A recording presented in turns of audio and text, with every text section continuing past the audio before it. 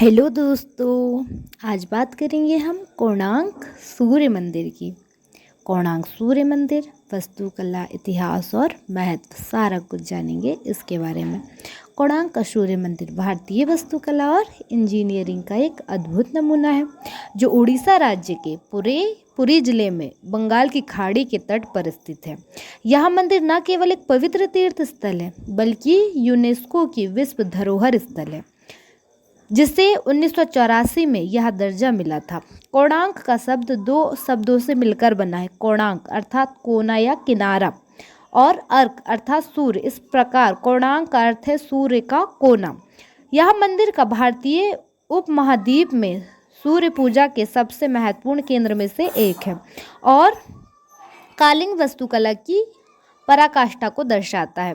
कोणार्क सूर्य मंदिर का निर्माण 13वीं शताब्दी ईस्वी में पूर्वी गंगा राजवंश के एक महान शासक राजा नरसिंह देव प्रथम द्वारा कराया गया था।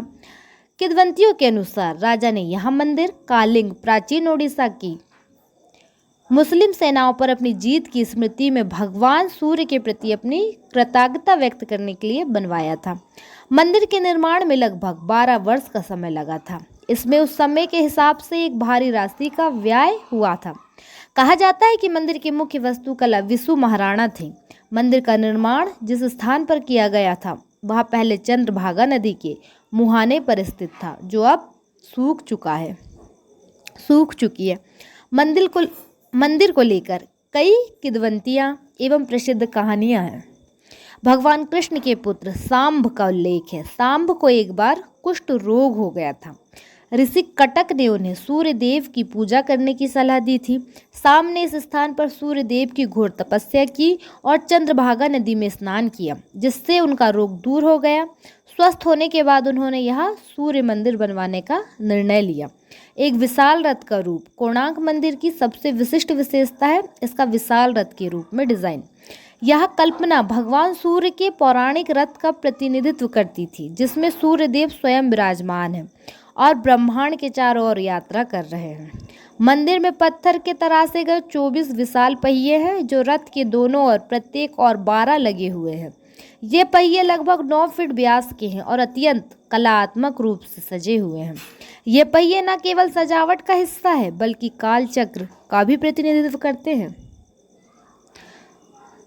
12 पहियों को जोड़कर वर्ष के 12 महीने का प्रतीक है। 24 पहिए दिन के 24 घंटे का प्रतीक है।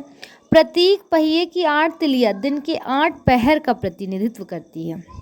यह भी माना जाता है कि ये पहिए सूर्य घड़ी का काम करते थे। दिन के अलग अलग समय पर इन पहियों की धुरी पर पड़ने वाली परछाई सटीक समय बताने में सक्षम थी। रथ के घोड़े रथ को खींचते हुए 7 शक्तिशाली उत्कीर्ण घोड़े हैं। पौराणिक कथाओं के अनुसार ये 7 घोड़े सप्ताह के 7 दिन का प्रतीक है और कभी कभी इंद्रधनुष के 7 रंगों का भी प्रतीक है। मंदिर के मुख्य भाग मूल रूप से इस मंदिर परिसर में 4 मुख्य संरचनाएं थी। गर्भगृह यह मुख्य मंदिर का जहां सूर्य देव की प्रतिमा स्थापित थी। यह संरचना वर्तमान में खंडहर हो चुकी है। जगमोहन यह वह सभागार है जो गर्भगृह के ठीक सामने है। यह संरचना आंशिक रूप से बची हुई है और इसकी ऊंचाई लगभग 128 फीट है, 39 मीटर थी।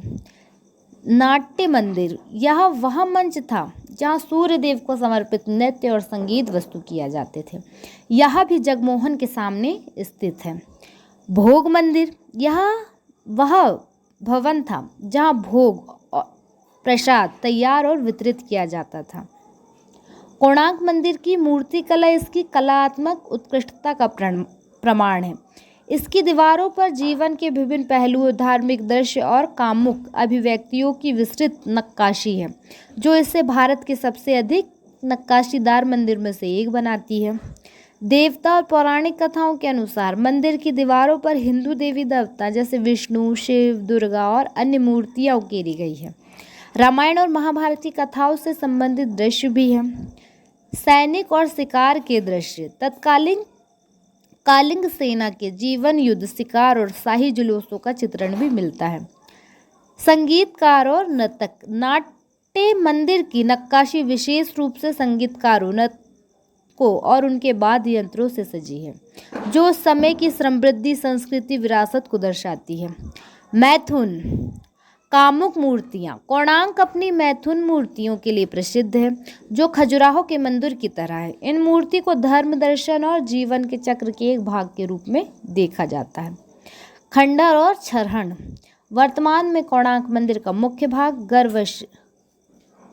गर्भगृह ढह चुका है। केवल जगमोहन और नाट्य मंदिर ही अवशेष बचे हैं।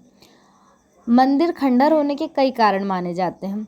तटीय क्षेत्र में होने के कारण यह मंदिर चक्रवर्ती और समुद्री तूफानों के कारण होने से वाले क्षरण के प्रति अत्यधिक संवेदनशील रहा है। इतिहासकारों का एक मत यह भी है कि यहाँ 17वीं शताब्दी के दौरान काला पहाड़ नामक एक मुस्लिम सेनापति ने आक्रमण ने मंदिर को गंभीर रूप से क्षतिग्रस्त कर दिया था। कुछ विशेषज्ञों का मानना है कि मंदिर की विशाल ऊंचाई और इसकी वास्तुकला में इस्तेमाल की गई भारी धातुएं जैसे लोहा, बीम के क्षरण के कारण आंतरिक संरचना कमजोर हो गई, जिससे मंदिर ढह गया। ब्रिटिश काल में रेत भरना। 19वीं शताब्दी में ब्रिटिश अधिकारियों ने जगमोहन को ढहने से बचाने के लिए इसकी संरचना को रेत और पत्थरों से भरवा दिया था, जिससे वह आज तक बचा हुआ है। कोणार्क सूर्य मंदिर न केवल एक सत्यापित का चमत्कार है, बल्कि यह सूर्य देव को समर्पित एक महत्वपूर्ण धार्मिक स्थल है। सूर्य मंदिर को ऊर्जा, प्रकाश, जीवन और स्वास्थ्य का देवता माना जाता है। हर साल माघ महीने की सप्तमी को, जिसे रथ सप्तमी या सूर्य सप्तमी भी कहते हैं, यह एक भव्य त्यौहार मनाया जाता है। इस दिन हजारों भक्त सूर्य की पूजा करते हैं और पवित्र स्नान करने के लिए चंद्रभागा तट पर आते हैं।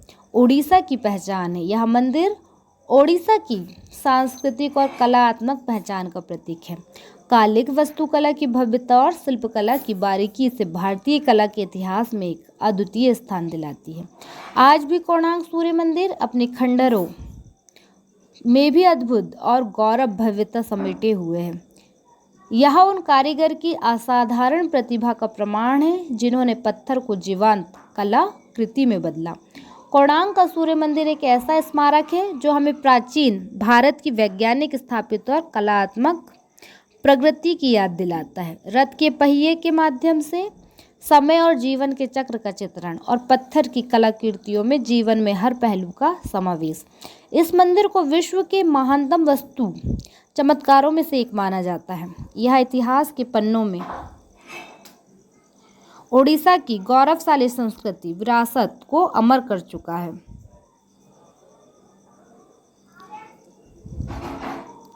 तो ये था कोणार्क सूर्य मंदिर ओडिशा का।